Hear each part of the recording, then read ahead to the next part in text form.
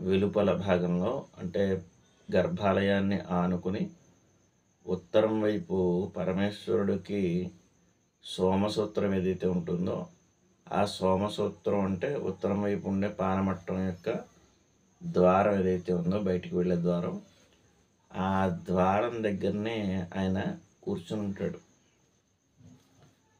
ఆయనకి ప్రత్యేకమైన వరం ఏంటి అంటే ఈశ్వరుడు యొక్క నిర్మాల్యము, తీర్థము ఇవన్నీ కూడా ఆయనే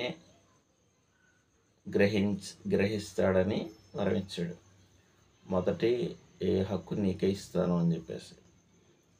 చాలామంది చేసే పొరపాటు ఏంటంటే పరమేశ్వరుడు ఇచ్చే ప్రసాదము అంటే ఫస్ట్ అసలు తెలుసుకోవాల్సిన విషయం ఏంటంటే ప్రసాదము అంటే విభూది కానీ